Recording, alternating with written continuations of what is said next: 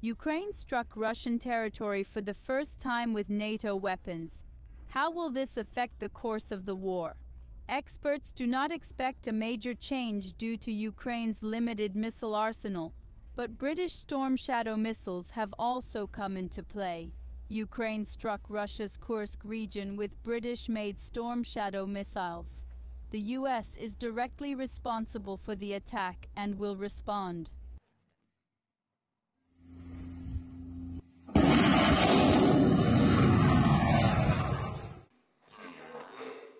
We have a number of missiles. We will use them.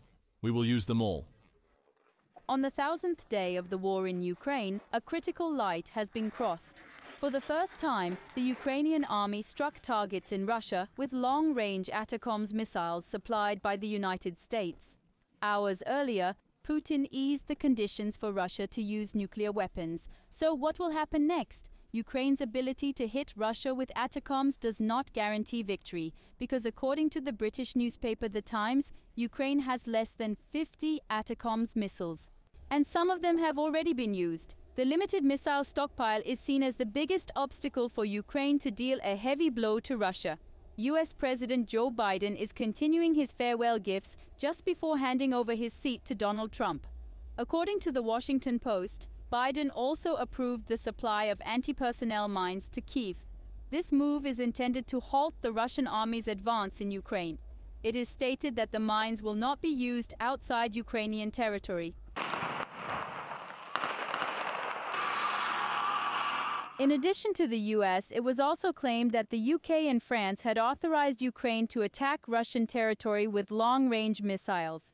According to US-based Bloomberg, a day after the ATACMS attack, Ukraine struck Russia's Kursk region with UK-made Storm Shadow missiles. According to an unnamed Western source, the UK authorized the use of the missiles in response to North Korea's deployment of troops to Russia.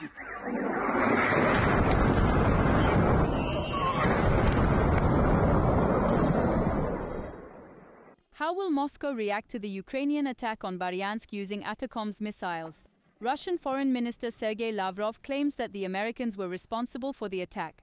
The question now is, how will Russia respond to this provocation? The use of ATACMS missiles in the Bryansk region indicates a desire to escalate the conflict. It is impossible for them to use such high-tech missiles without the participation of the Americans.